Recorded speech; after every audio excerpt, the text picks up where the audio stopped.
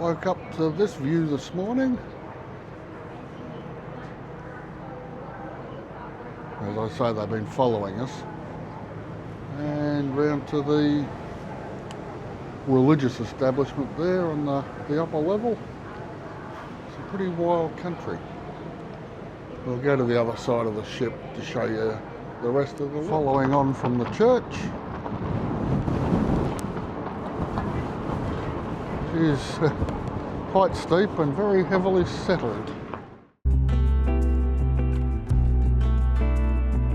So it continues round. What a surprise. Logs for wood chipping. And definitely a South Pacific thing. Some sort of weather station up the top there. Signs of rockfall in the past. We are, after all, on the Shaky Isles, where earthquakes are a common thing. Information that we are now in Dunedin. There you go. And tomorrow we'll be going round through here. And on the lower deck, deck 3, gives you a different perspective down below, obviously. You see the channel markers out there. The working port working away. And I'd love to know what that flag is on the back of that ship. Have to go and look it up. Over on the starboard side, people disembarking. Wood chipping. Pinus radiata, so it's found on the outskirts of Dunedin, shipped by truck to Port Chalmers, and then waiting for the next ship to arrive. And most likely end up in Dunedin train station. Okay, beautiful. No longer any the creamy colour passengers. Stone is Comaru stone. It's a clayish stone, hardened, so it's right here in Dunedin. Art Deco beautiful in Dunedin. Deco building to our left. It's a transport museum. It used to be a bus station. Gorgeous. Okay. Look at it. To the right, Queen's Gardens. The monument there is to represent the fallen soldiers of World War I, World War II. Excellent. To the left, coming into view, Queen's Gardens. Sorry, Chinese Gardens. It's only one of three. The town belt. Dunedin, on sea. The town belt originally planted.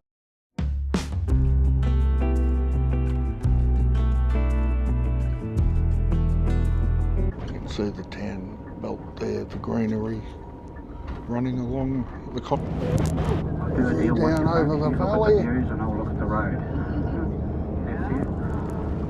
And if you look down, how steep the land is, very limited on cattle and sheep that can be put on the paddocks due to the steepness. Yep. Not a lot of ploughing going on. Another view back down the port and the inlet as we continue to climb. So this is the view back to Dunedin, all the way through the inlet down to Port Chalmers. We've got a very balmy 55 km/h wind. It's really quite an impressive sight. Look across the road, we've got communication towers and shipyards, sheep country. Larnach Castle. And here we have Constance's beaver muff. Perfect for warming cold hands in winter whilst walking. Traditional hot water bottle, the bed warmer. They were very small people. But a hell of a room. Features there on the ceiling. Very definitely comfortable. The boudoir. Hell of a wardrobe. Would have been murder to get it up the stairs. This is the bathroom with one of the first flushing toilets in this part of sunny New Zealand. Nice copper. See all the extensions that were added. That room there, you can see the roof of just before the chimneys, was added on so that there would be a billiard. Little carpet retainers on the stairs. Avoid tripping. And up to the neck appears to be a sitting room of some sort. Views out over the gardens.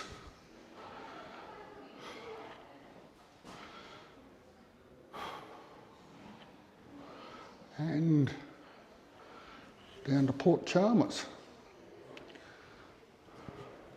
And across through the trees, you can't quite see it, but Dunedin with the travelling trunk there. The traditional slate tiles.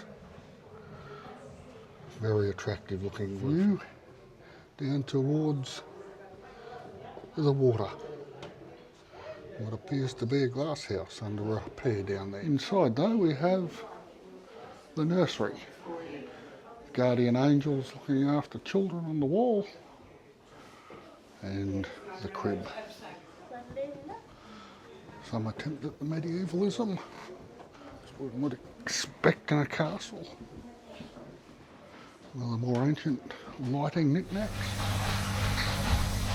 It's the old ballroom that is now the cafe. Interconnecting passage there. And the building itself, which is quite impressive. An interesting life. It was in quite bad disrepair up until the 60s, after the family sold it off in the 1920s, 1910s, 1990s. And then the Kiwi government bought it, used it as an asylum, mostly for shell-shocked and alcoholic soldiers after the First World War. Then it became a holiday home for nuns, of all things. And then it was put up for sale and just collapsed into disrepair until current owners bought it in the late 60s. And they've poured a lot of money into it. And they've got a nice little business here. It's in fact a garden of international repute, which has to be reordered every year, reassessed. So we'll just wander around, have a look through the more formal box hedges and whatnot. Ground covering ivy, more box hedging, for little partitioned gardens, parterres perhaps, not sure. And we enter into what is basically, I guess, an English cottage garden, which means stuff's just thrown in, or appears to have been just thrown in. I'm sure it's been quite seriously organised. Give that idea of organised chaos. There is this obsession with England in New Zealand for some reason. Don't know what these whitish plants are. If you do, drop an answer in the comments. I'd really appreciate it. Continuing on with the cottage garden theme. Somewhat gorgeous little flower balls there. Again, I don't know what a lot of these things are, but we do have New Zealand bumblebee. A little bit different from the Tasmanian variety.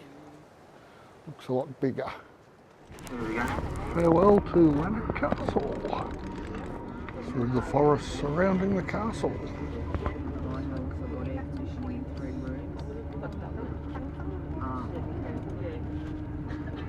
It's Boulder Beach down there. Fairly wild country. And that's the Pacific to its rear. You can see the hilly nature of this place. The Otago, the Dunedin railway station, no longer used for passengers, but still a magnificent building. And the late Victorian power style. If you look up there, you can see British lions and whatnot, all that usual hoo-ha from the Empire. Parterre gardens out the front. We'll swing around and get a view of the building from afar. Little box hedge parterres. And then we swing round and up we come. Just squeeze across to the right. You can see the clock tower there and all the symbols of empire. I'm going to wander inside. Apparently it's quite impressive and I am looking forward to it. I do love these late Victorian railway structures. There's a certain charm to them. Stone laid by the Honourable Sir J.G. Ward, KCMG, no less, 1904. Architect was George A. Troop, that well-known colonial architect. There's your ticket office. Wow, it's quite impressive. Lots of filigree, and each one of those figures up the top there, those frescoes, those scenes, are all made up of tiles. So, individually crafted, I guess. And this is the bit that lets you know it's late Victorian. Cast iron lumps put together with, on this occasion, rivets rather than nuts and bolts. But quite a long pavilion. Excellent feel. And looking down from the other direction. Lots of arches, individual bays. Really nice building. No formal passenger transports. They do run the occasional tourist run, a bit like the west coast of Tassie. There is much in common between New Zealand and Tasmania on so many strange levels. Here's a shot from the side, giving you some idea of the proportions.